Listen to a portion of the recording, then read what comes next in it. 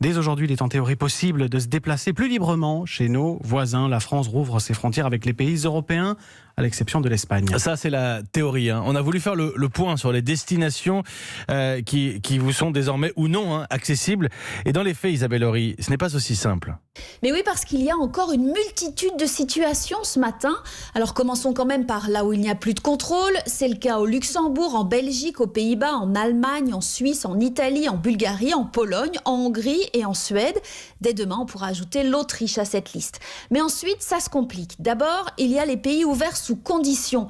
Les 3 pays baltes accueillent seulement ceux qui viennent de pays où l'épidémie est sous contrôle. En Croatie, il vous faut une réservation touristique. En Slovaquie, une preuve de test négatif. Et en Grèce, si vous venez d'Île-de-France, vous subirez 7 jours de quarantaine. Ensuite, certains sélectionnent les visiteurs et refusent les résidents français. Vous ne pouvez toujours pas aller à Chypre, à Malte, en Slovénie ou en République tchèque. Pas non plus en Norvège, Finlande et Danemark, accessibles à quelques rares voisins du Nord. Je vous rappelle que pour l'Espagne, il faudra attendre le 21 juin et pour le Portugal, le 1er juillet. Enfin, en Islande, en Irlande et au Royaume-Uni, une quarantaine généralisée est toujours en vigueur sans date de fin prévue.